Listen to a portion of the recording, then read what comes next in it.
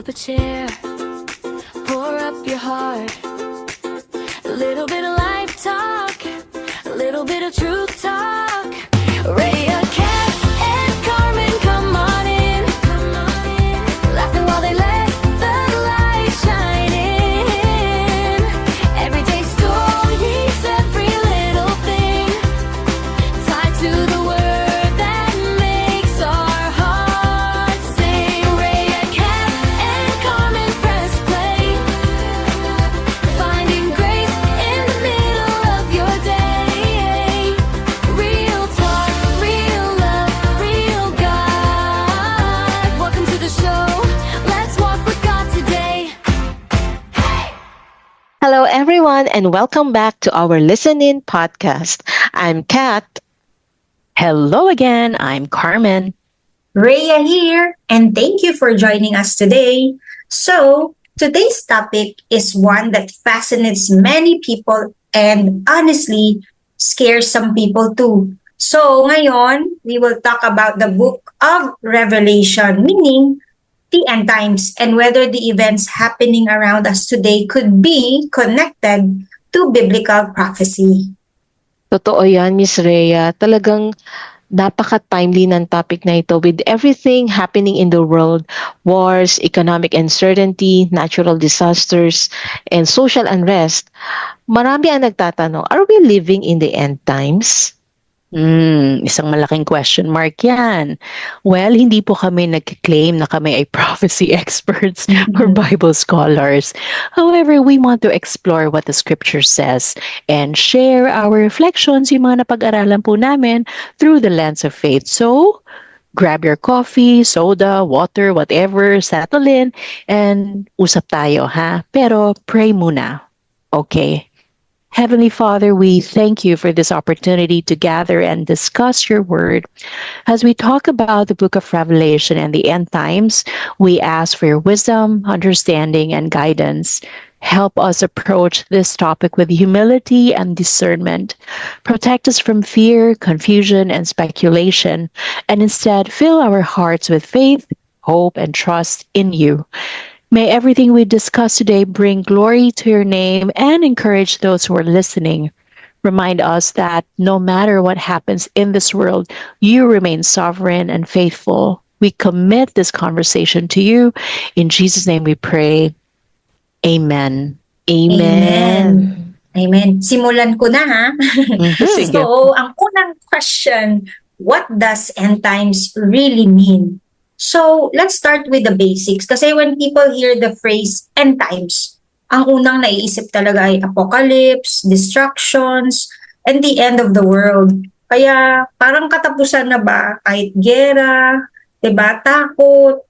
So, ito sa Bible hindi siya talaga katapusan, kundi ito ay yung plan ni God.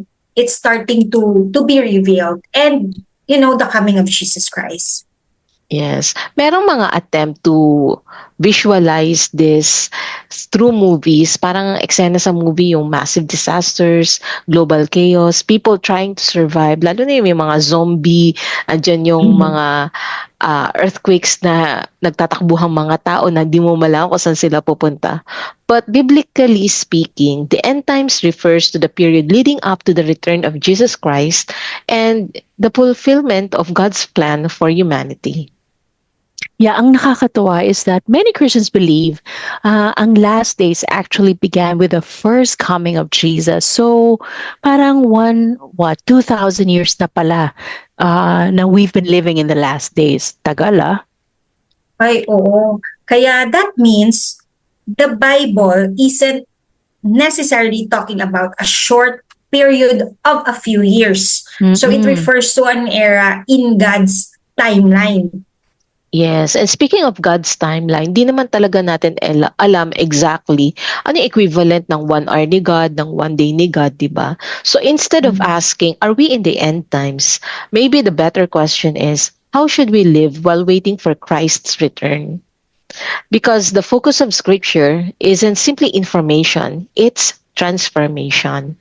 So with this, I'd like to ask you, Miss Carmen and Sis Rhea, what comes to your mind when you hear the phrase end times? Does thinking about the end times give you fear, excitement, or hope?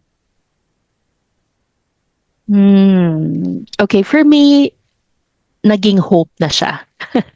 Pero nung start kong basahin ng Book of Revelation, syempre, ang hirap niyang maintindihan eh. So, ang daming questions, tapos may fear.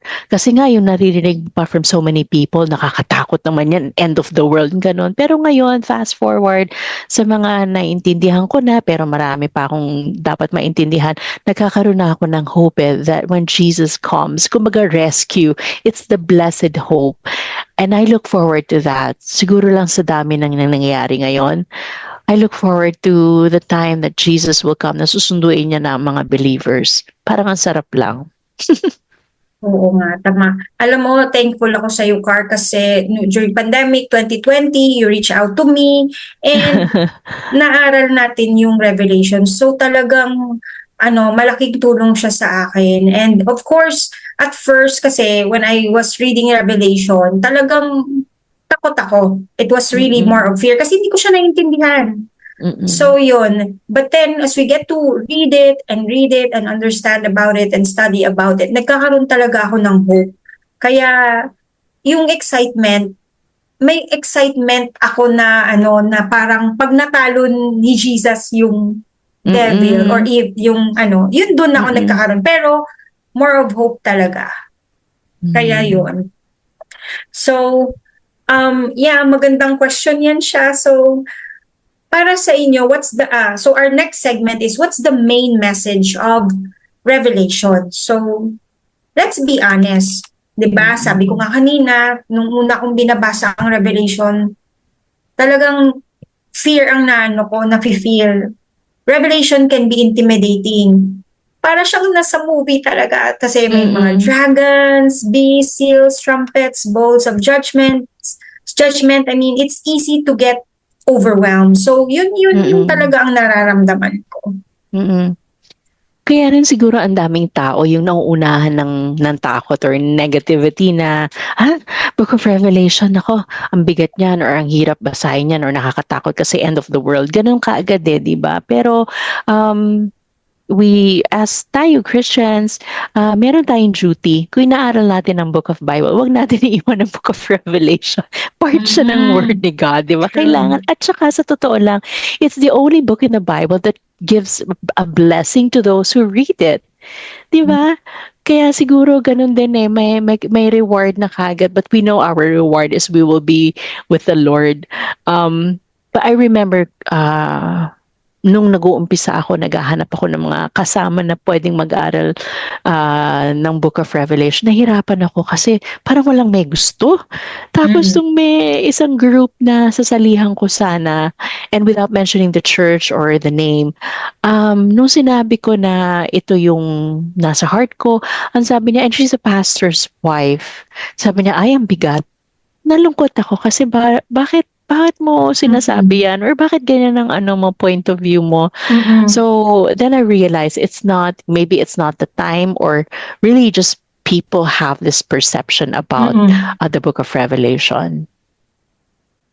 Exactly, Miss Carmen. Ako, ang masasabi ko dyan, nagpapasalamat ako na nagkaroon tayo ng time during pandemic na pag-aralan yung letters ni Paul. At the same time, inisa-isa talaga natin yung details sa Revelation.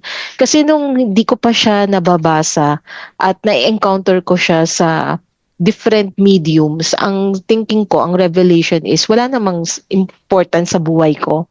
Parang hindi naman yan mangyayari sa akin, hindi ako nakaka-relate. But then when we studied it, at tapos nakikita ko siya sa current events, dun ko napatunayan na ang galing pala ni God. Talagang He is very transparent, He is all-knowing. Alam niya na ito yung kailangan mo para mabuhay ka ng life that is full and good. Despite na mararanasan mong suffering, tribulation, kailangan mo talagang mamili. May isang point sa discussion natin, yung letter to Laodicea na merong ayaw ni Lord ng lukewarm Christian. Siguro kung hindi natin na-touch yun, I will not have the courage to decide na kailangan pala pa talagang piliin si God. Kasi yung promise ni Lord sa Revelation, magiging interesting lang sa'yo na ano ba yung pinangako ni Diyos para aralin mo kung hindi mo siya pipiliin. So, given na binigay ni Lord yung revelation, talagang pinoproteksyonan niya tayo. And nakakaiyak, nakaka-touch na ganun yung pagmamahal ni God. Especially na yung mga Christians who will be facing persecution and suffering, binigyan niya tayo ng book that will give us comfort and encouragement. Kasi ang message lang naman niya is simple, is to hold on, stay faithful, and remember that God is still in control. Amazing, na. Kaya, dati, tingin ko sa Revelation, puro lang siya Antichrist. Well, the book talks about trials, judgment, and Antichrist. Pero yung focus talaga is on Jesus Christ. Kasi siya lang naman talaga yung victorious king who will defeat the evil, keeps his promises, and will return in glory. In the end, Jesus wins. Di ba? Nakakatuwa yun na matatalo niya yung demonyo. Sino ba naman ayaw ng gano'n na ngayon ang gulo-gulo ng mundo? Parang sinasabi mo, Lord, di ba? Lord, where are you in this? Kaya everyone who trusts in Him shares in His victory talaga. Kaya yun yung ko sa Revelation. Right. Tsaka the Lord will come with His promise, diba? Kaya nga blessed hope eh. Yung mga na-persecute noon pa, yung mga nagdurusa ngayon. Ang promise naman ni Lord is He will wipe every tear from their eyes and there will be no more death or mourning or crying or pain. That's in Revelation 21 verse 4. Thank you for sharing, Miss Carmen. Imagine kung hindi mo alam na may ganung promise si God, 'di ba? Parang ang feeling mo ang bigat-bigat, kailan ba matatapos 'to? Pero meron siyang nilaan for us na there will be no more sickness, no more war, no more suffering. The end of the story is not darkness, the end of the story is restoration. Yung promise ng restoration, grabe, 'di ba? Napaka comforting no na may God kang so big that will love you all the time. Yes. Amen. So, ano yung part ng Revelation? Yung do you find most confusing or intimidating? Actually, marami, no? Pero yun naman ang beauty ng pag inaaral mo ang Bible eh. Especially in sa Revelation. Kasi parang ako lagi kong sinasabi, parang siyang sci-fi movie. Napakadami niyang symbols. Pero kung aaralin siya talaga, di ba, we can really see yung magiging suffering, agony, pain, nakakatakot siya. But ang promise naman for us Christians, for us believers, that the Lord will spare us from those days. Kasi He's our blessed hope. Kaya nga, for the sake of His children, He will shorten the days. So, kaya nga habang may time pa, we hope for those who are listening na sana you will come to know Jesus as your Savior. Hindi dahil you want to be spared from hell or pain, but Jesus, He's our Savior. It's so beautiful to have a relationship with Jesus. So yun eh. So for those people, yun yung natatakot ako for them. I feel so afraid for those people na up to now they're still very stubborn. Because what is written in the book of Revelation is, it's so frightening. Totoo yan, Miss. Lalo na ngayon, pag nanood tayo ng mga balita, it's easy to feel that way, na matakot. And lalo na pag ang babasa natin is about wars and rumors of wars, kailangan talaga natin basahin yung Revelation kasi doon natin makikita na ano ba yung kinakagalit ni God. Ano ba yung wrath of God na sinasabi? And to think na baka yung pagkakaalam natin sa nature of God, hindi naman yan magagalit si God eh. Talagang always forgiving. Pero hindi. Sinabi niya na there is a reckoning. Meron talagang punishment for those who really are wicked. At talagang nagpakita na wala talaga yung Holy Spirit sa kanila. So, sana talaga yung mga nakikinig sa atin, magkaroon din ng interest to read and relate ano ba yung nakikita nila sa current events, lalo na yung lawlessness, idolatry, adultery, yung lawlessness, grabe, nag-creep na siya in schools. Imagine, mga younger ones, children na yung naapektuhan. How are we going to raise them using the instruction of the Lord, 'di ba? Yung iba nagkakasya na lang na okay, paglaki na lang sa kanila na lang sila mamili kung maniniwala ba sila sa Diyos o hindi. Tapos yung parents parang may ganung freedom na binibigay when they are actually instructed that they should be the one teaching the young ones na paano ba kahit man lamang yung maging decent or sense of right and wrong na merong moral ascendancy ang mga bata. Uy, speaking of that, talagang nakakatakot siya. Especially, syempre, may student ako. Nung this past few days, wala kaming pasok kasi nga may bomb threat. And it's not just in our school. Halos lahat ng schools in our area, talagang may prank or hoax. Kahit na, di ba, kahit sabihin mong prank siya, it's not a joke anymore. Hindi na siya nakakatuwa. And yun nga sa mga nangyayari, talagang it's really ma-alarm ka talaga na it's really happening. Kaya yung question ko rin sa'yo, Kat, like what I asked Car, what part of Revelation do you find most confusing or intimidating? Sorry miss. Ang na-find kong intimidating doon is yung mga signs, yung seals. Kasi pag binasa mo siya, malilimutan mo. Kaya kailangan mo balik-balikan yung revelation eh. Daging may bagong revelation. Hindi siya katulad ng pag binasa mo ngayon, yun na yun. Pero Oo. laging may sinasabi si God na may direction na this is what you need to do. Uy, same. Actually, yun din ang confusing part. Kaya thankful ako nung inaral natin. Parang history. Talagang inaaral mo yung symbols. Ano nga yun ulit? Kaya nung dinidiscuss natin, sandali lang ha, ang notes ko, balikan ko. Kasi ito yung Yes. ganito. Inaral natin yung symbols and visions, the seals and the trumpets. So talagang chronologically, kasi may essential siya kumbaga. So hanggat hindi mo siya na iintindihan, ganun pala yun. So talaga, as in confusing siya, pero salamat talaga at kahit papano, hindi man perfect, somehow, naiintindihan natin konti. Until now, Yes. gusto ko pa rin siya balikan para maintindihan. Parang refresher. Ako din because kung paparecite mo sa akin, hindi ko maalala. Ako din, miss. Parang hindi ko siya mapapagsunod-sunod ko alin yung first, second, ano ba nangyari sa fifth. Oo. But anyway, also, well, aside from, of course, the book of Revelation, yung isang din na yung nakaka-intimidate or nakakatakot din, but this is the book of Matthew, in Matthew 24, which was also mentioned in our previous podcast. Diba sinabi din, nag-warn din si Jesus that you will hear of wars and rumors of wars and nation will rise against nation. Siguro naman, kitang-kita na natin ito. At saka to add that, sorry, go ahead, Kat. Sige po, Miss Rhea. Wala nung pag binabagit kasi yung nation will rise against nation, mapapaisip ka, gusto ko ba mag-migrate para hindi ako maapektuhan ng gera na to? Tama. And also, right now we see economic instability, increasing tensions between nations. Yung nga, Kat, sabi mo, earthquakes, grabe, floods, wildfires, and other natural disasters. So, di ba sa Europe, nagkakaroon ng heat wave. Kaya these events really remind us that the world is uncertain and broken. Kaya we really need God's peace. Tsaka kailangan talaga we should seek God more than anything else. Another reminder for us na pag may nababalitaan tayo sa news about it, medyo hindi rin tayo masusurprise because na-mention na din yan sa Bible and Jesus warned His disciples and it's the same message for us.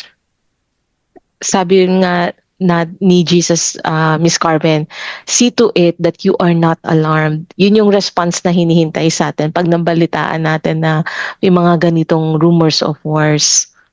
Huwag tayong mapadala yung response natin ay emotional, but we have to seek God's wisdom on this particular situation. We have to be prayerful. Uy, that's interesting. Gustong-gusto ko yung sinabi niya because his instruction wasn't panic. His instruction was stay faithful. So throughout history, many generations believe they were the final generation. Naalala ko nung bata ako, every year may nakikita akong may taong mahawak ng, alam mo yun, yung signage at sinasabing, repent, be baptized. The end is near. This coming July, blah, blah, blah, this year, it's gonna be the end of the world. There's gonna be an earthquake. Until now, andito pa rin tayo hanggang ngayon. May nakikita pa rin ako niyan sa mga posts. So, akala natin endgame na, hindi pa pala. Mhm.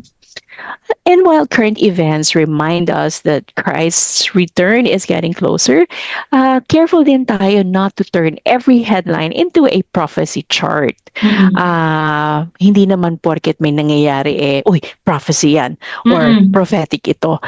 This is where we have to be very discerning and we have to be very careful. And we have to soak ourselves in prayer, and sometimes the best is just to wait on the Lord or wait on the Holy Spirit, to be silent. 'Di ba? Yun yung process ng discernment. So the Bible calls us to be watchful and not to sensationalize everything. So with that, with all these things happening sa dami ng ganap, how do these current events affect your faith?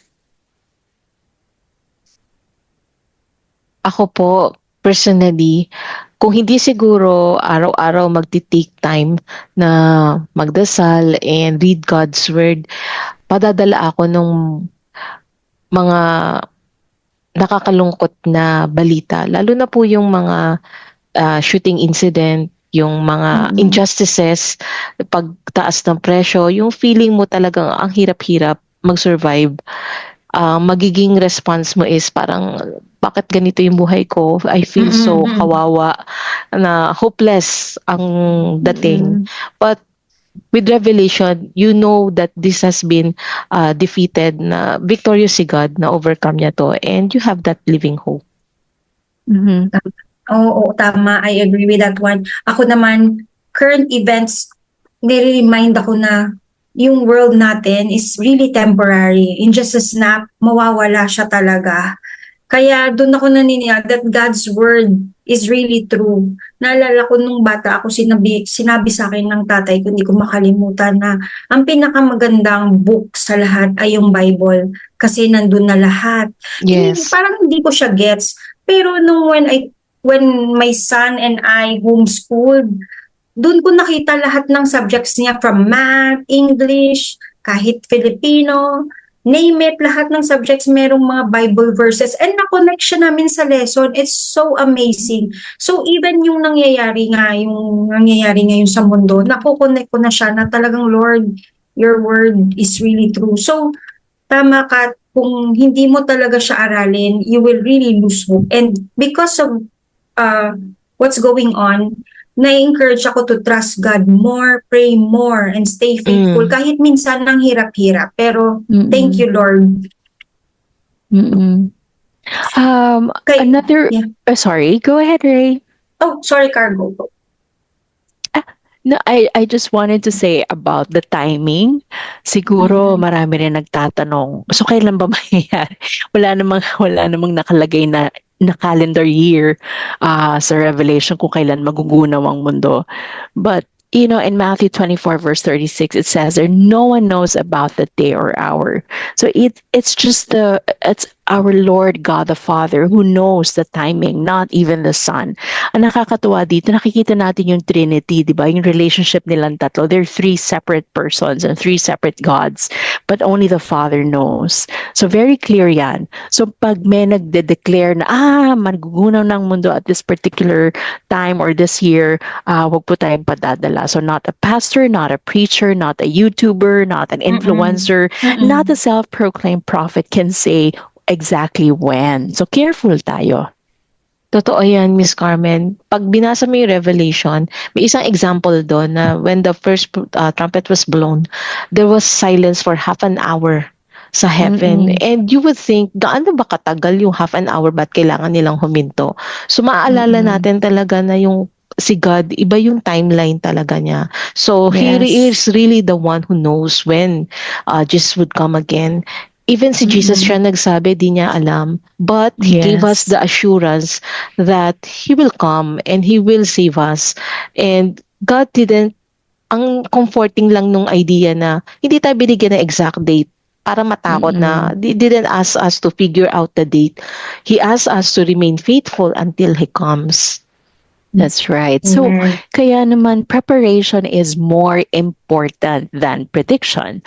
Ano yung preparation na yan? Especially sa spiritual aspect. There's a difference between urgency and fear. Fear says the world is ending, but faith says Jesus is coming. So, prepare tayo spiritually. Ray, do you want to share anything? You were going to Yeah, say tama. something. Yeah, go.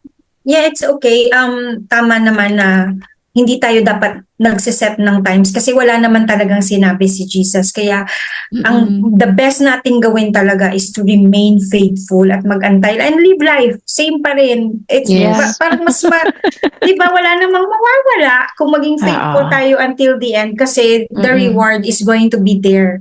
May reward ang Yes. pagiging obediente. Well, anyway, nako, it's time to wrap up again. Ang bilis. Yes po. But to our listeners, here's one thing that we want you to remember. Sana hindi kayo natatakot sa Book of Revelation. True. It was not given to us to make us feel afraid. Wag po kayong matakot. Tama, kasi it was given to us to remind us that God is in control and Jesus wins. Totoo yan, Miss Rhea. Evil will not have the final word. And no matter how chaotic the world becomes, our future is secure in Christ. Kaya instead of, obsessing over dates and timelines, let's focus on discipleship. So, balaga pa rin talagang nagsishare tayo ng word or gospel. And instead of losing hope sa daming kasi talaga ng ganap, let's always remember and focus on God's promises. Oh, tama. And so, with that one, before we close, if you're listening today and you want to surrender your life to Jesus, you can pray this with us. Dear Lord Jesus, I know that I am a sinner and I ask for your forgiveness.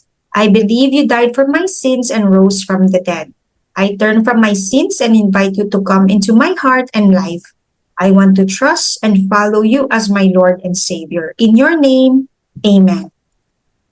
If you prayed that prayer today and truly meant it in your heart, we encourage you to connect with a Bible-believing church where you can grow in your faith journey. Some churches you can check out are Christ's Commission Fellowship or CCF, Victory Church, Victory Christian Fellowship or VCF, or a local Christian church near your area. Okay, guys. So, thank you again for listening to this episode. Sana nag-enjoy kayo at sana may natutunan din kayo. And sana pag po naka-encourage sa inyo ang ganitong conversation, you will share it with someone who might need hope today. At sana maalala nyo rin na in a world full of fear, choose faith. Yes. So, mga ka-listen in, thanks for listening. So, God bless God bless everyone. everyone. Bye. See you ulit sa next podcast.